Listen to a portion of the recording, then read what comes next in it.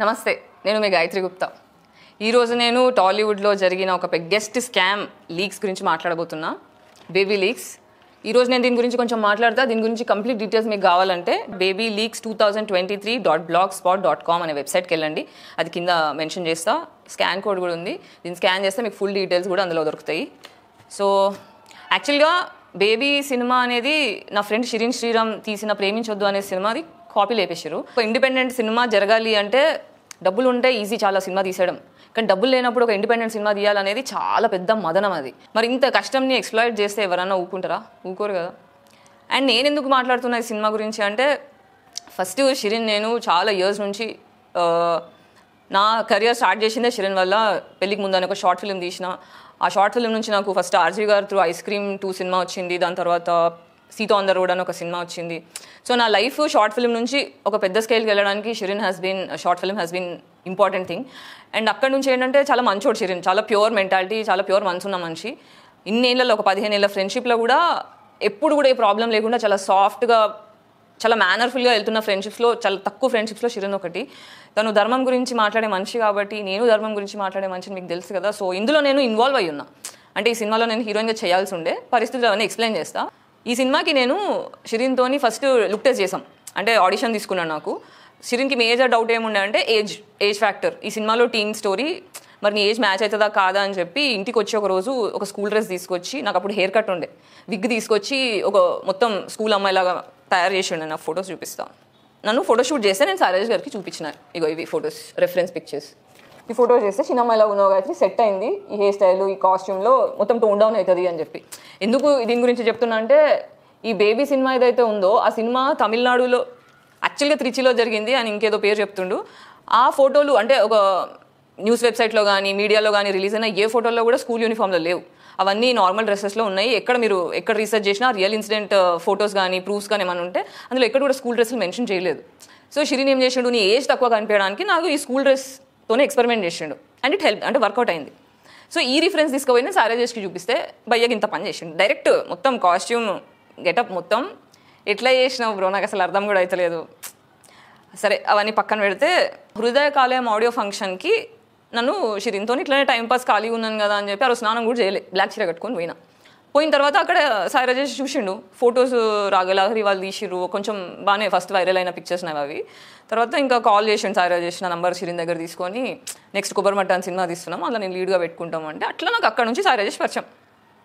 ఇంకా అక్కడ నుంచి కొబ్బరిమట్ట మూవీ నడుస్తుంది. చాలా అంటే నేను చెప్తున్నాను కదా, మొత్తం సినిమా ఇండస్ట్రీలో నేను ఇన్ని సినిమాలు చేస్తే ఒక 20-30 సినిమాలు చేసిన. కొన్ని బయటకు వచ్చినాయి, కొన్ని బయటకు రాలే. అన్నిటికన్నా బాగా కష్టపడ్డా అంటే మెంటల్ హరాస్మెంట్ ఒక వేరే లెవెల్లో ఉండే. ఇప్పుడు ఆ టాపిక్ తర్వాత, బట్ చాలా కష్టపడ్డా, చాలా అంటే చాలా నరకం చూసిన నేను ఆ సినిమా ఫినిష్ చేయడానికి. మీరు చూస్తే మీకు కూడా తెలిసిపోతుంది. కొబ్బరిమట్టలో సడన్గా మాయమైపోతాను నేను. నా క్యారెక్టర్ అనేది సడన్గా వెళ్ళిపోతుంది. ఇదైతే నేను కొబ్బరిమట్ట గురించి కూడా బాధలు చెప్పుకుంటా. ఇప్పుడు నేను పెళ్ళికి ముందు షార్ట్ ఫిల్మ్ చేసిన షిరిన్తో అని చెప్పినాను కదా, దానికి రూపక్ కూడా వర్క్ చేసిండు. ఆ టైంలో రూపక్, నేను, షిరిన్ మేమంతా ఒక బ్యాచ్ కష్టపడుతున్నాం, ఇండిపెండెంట్ ఫిల్మ్ మేకర్స్ అంతా. ఆ తర్వాత కొబ్బరిమట్టకి నేను డైరెక్టర్గా పెట్టుకుంటాను, Rupak was also involve. So 4 నుంచి 5 ఇయర్స్ దాకా జరిగింది షూట్. రూపక్కి 1 lakh ఏమో ప్రామిస్ చేసిండు ఇస్తా అని చెప్పి. ఒకవేళ 4 yearsకి 1 lakh డివిజన్ చేస్తే కూడా 2,000 rupees per month ఇది పేమెంట్. అది కూడా ఇయ్యలే, ₹1 కూడా చేతికి ముట్టలే. నాకు 3 lakhs ఇస్తాను ప్రామిస్ చేశారు. సినిమా అయిపోయే లోపల 3 lakhs. నాకు 25,000 చెక్ ఇచ్చిండు ఫస్ట్, అంతే. ఇంకా మళ్ళీ నాకు ₹1 పేమెంట్ ఇచ్చింది లేదు. Mental harassment. యాక్చువల్గా ఇది నాకన్నా ఎక్కువ ఈ స్టోరీ మీద షిరిన్తోని రవికిరణ్ అని ఇంకొక ఫిల్మ్ మేకర్ ఉన్నాడు. తను బాగా డిస్కస్ చేసిన తర్వాత నా దగ్గరికి ఒక వర్షన్ తీసుకొని వచ్చిండు Shirin, Gayatri what you think అని. Shirin had around 6 to 10 people అనుకుంటా, నాకు కరెక్ట్గా తెలీదు. Most of the outdoor shoot ఉంది కాబట్టి గాయత్రి అప్పుడు ఫిదా రిలీజ్ అయిపోయింది, కొంచెం ఫేమస్ అయినా నేను. సో బయట గుర్తుపట్టడం, మళ్ళీ మనకు షూటింగ్కి ఇబ్బంది అవుతుంది. సో నేను కొత్త అమ్మాయిని పెట్టుకున్నా అంటే, ఓకే షిరిన్ ఫస్ట్ సినిమా, తర్వాత నువ్వు నేను ఎవరైనా సరే కానీ అని చెప్పి నేను అట్లా లైట్ తీసుకున్నా. సడన్గా నేను ఎప్పుడైతే ఈ బేబీ ట్రైలర్ చూసినానో నాకు ఫ్యూజ్లు అవుట్ అయినాయి. ఎక్స్పెక్ట్ చేయలే. అంటే సాయిరాజేష్ గురించి నాకు తెలుసు, అంటే ఆయన మెంటాలిటీ నాకు తెలుసు, నేను కొబ్బరిమట్టకి పడ్డ స్ట్రగుల్స్ నాకు తెలుసు. But now this is beyond, ఇది వేరే లెవెల్ ఆఫ్ ఎక్స్‌ప్లాయిటేషన్ అనమాట. సో ఇప్పుడు నోరు మూసుకొనడం అనేది సెన్స్ కాదు. సో సాయిరాజ్ గారు ఏం మాట్లాడుతుండంటే, షిరిన్కి ఈయననే స్టోరీ చెప్పినా అని చెప్తుండు. ఈ స్టోరీ షిరిన్ లిటరల్గా నాకు తెలిసి 2 సంవత్సరాలు రాసిండు. ఓకే, ఒక సినిమా, ఇంత పెద్ద సినిమా, ఇంత ఇమోషన్ ఇన్వాల్వ్ అయిన సినిమా, ఒక రియల్ టైం క్రైమ్ జరిగిన సినిమాని జస్టిఫై చేయడానికి ఒక ఆనెస్ట్ ఫిల్మ్ మేకర్ అనేటోడు కనీసం 1 సంవత్సరం నుంచి 2 సంవత్సరాల టైం పెడతారు. సో నేను ఎట్లా ఇన్వాల్వ్ అయ్యున్నా అనే ప్రూఫ్ చెప్తా మీకు. 2015 13th May 2015 షిరిన్ పోస్ట్ పెట్టిండు. ఆ టైంలో షిరిన్ సాయి రాజేష్ వాళ్ళ ఆఫీస్లో ఆల్మోస్ట్ 1 year ఆఫీస్లో తన టీం అంటే సాయి రాజేష్ ఏం చేసిండంటే నేను అదేం ప్రొడక్షన్స్ అమృత ప్రొడక్షన్స్ అని హృదయకాలం నుంచి నేను పెట్టుకున్నాడు. ఆ ప్రొడక్షన్స్ నుంచి నేను చిన్న సినిమాలు ప్రొడ్యూస్ చేస్తే ఇప్పటికీ కూడా అవే మాటలు మాట్లాడతాడు. ఆల్మోస్ట్ 1 year సాయి రాజేష్ ఏం చేసిండు, వాళ్ళ పెద్ద ఆఫీస్లో కొబ్బరిమట్ట ఆఫీస్లో ఒక రూమ్ ఇచ్చేసిండు. ఆ రూమ్ ఇచ్చేస్తే అందులో పోయి షిరిన్ వాళ్ళ రైటింగ్ టీం మొత్తం బోర్డు పెట్టుకొని అందులో చాలా మంత్స్ హోంవర్క్స్ చేసారు. సో ఎప్పుడు ఉన్న స్టోరీ అంతా బోర్డు మీద ఉండేది. ఆ బోర్డు మీద ఉండేది, మళ్ళీ రెగ్యులర్ బేసిస్లో డిస్కషన్స్ అయ్యేవి. షూట్ మాది కొబ్బరిమట్ట నడుస్తుంది కాబట్టి ప్యారలల్లీ వీఆర్ ఆల్సో దేర్. ఆఫీస్లో ఏం జరుగుతుందో తెలుసు, ఆఫీస్ కూడా ఏం జరుగుతుందో తెలుసు. ఎందుకంటే షిరిన్ నా ఫ్రెండ్, స్టోరీలో నేను కూడా ఇన్వాల్వ్ అయినా కాబట్టి నాకు చాలా క్లారిటీ ఉంది ఏం జరుగుతుంది అనేది.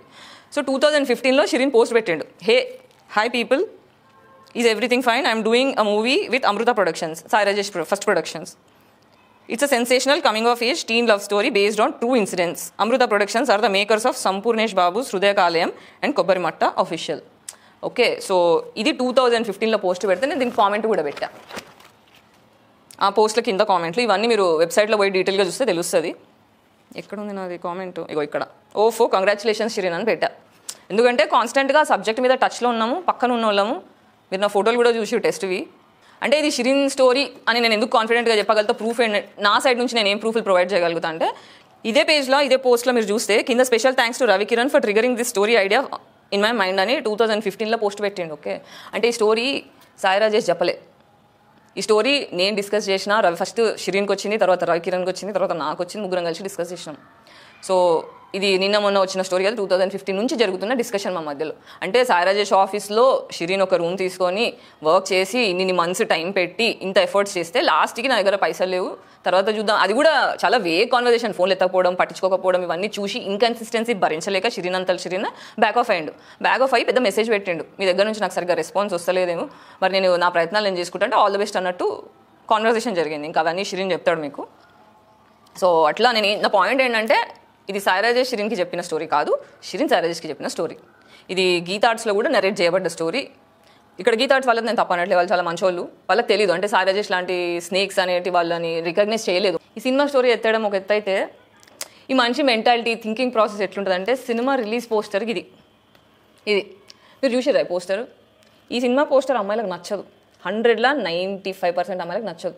ఈ 5% అమ్మాయిలు ఎవరైతే బేబీని సపోర్ట్ చేసిన వాళ్ళు ఉన్నారు కదా, ఒకసారి మీ మనసు మీద చేసుకొని చెప్పండి, ఈ పోస్టర్ మీకు నచ్చిందా? ఒక అమ్మాయిని మంచిగా తయారు చేయించి ఆ డ్రెస్ లోపల ఫింగర్ పెట్టిండు. This is what his mentality represents. ఇది ఆయన మెంటాలిటీ, థాట్ ప్రాసెస్. ఈ సినిమా ఏదైతే ఉందో మళ్ళీ ఇది బ్యాన్ చేపిస్తే, ఈ పోస్టర్ బ్యాన్ చేపిస్తే, సినిమా రిలీజ్ అయిపోయిన తర్వాత ఫ్యాన్ ఎవరో షేర్ చేసిరంట స్టోరీలో, అది మళ్ళీ రీషేర్ చేసిండు 25th August. అంటే పబ్లిసిటీకి ఏది పనికి వచ్చినా చేస్తారా ఒక ఆడపిల్ల? ఎందుకంటే నాకు ఎందుకు కాలుతుందంటే, ఇది ఒక బస్తీలో జరిగిన స్టోరీ. ఒక ఇన్నోసెంట్ టీన్ ఏజ్ వాళ్ళ గురించి మాట్లాడుతున్నప్పుడు ఎంత జాగ్రత్తగా, ఎంత సెన్సిటివ్గా హ్యాండిల్ చేయాలి సిచ్యువేషన్. ఈ సినిమా రిలీజ్ అయిన తర్వాత అమ్మాయి పోస్టర్లని చెప్పులతో కొట్టింది జరిగింది. న్యూస్ మీ అందరికి తెలిసిందే. అంటే ఒక అమ్మాయిని ఎంత డిగ్రేడ్ చేస్తే, చెప్పులతో కొట్టిస్తే సినిమాకి అది వర్కౌట్ అవుతుందనే పాయింట్ని వాడుకున్నారు. దిస్ ఈజ్ ఇన్సల్ట్ ఆన్ ఆడపిల్లల మీద ఇన్సల్ట్, ఫిల్మ్ మేకర్గా ఆయన చేసుకున్న ఇన్సల్ట్. ఒక ఫిల్మ్ మేకర్ ఇట్లాంటి చీప్ స్టంట్లు వేయకూడదు. తెలుగు ఇండస్ట్రీ అనేది చాలా బ్యూటిఫుల్ ప్లేస్ అబ్బా. స్టోరీ టెల్లింగ్ అనేది ఇట్స్ నాట్ జోక్. అట్లాంటి ఒక బ్యూటిఫుల్ ప్లేస్ని పొల్యూట్ చేసేది ఇట్లాంటి వాళ్ళు. సో ఐ హోప్ షిరిన్కి జస్టిస్ జరగాలని కోరుకుంటున్నా. If we are not careful with people like this, it's just మచ్చ తెలుగు సినిమా ఇండస్ట్రీకి, ఇది ఒక గలీజ్ మచ్చ.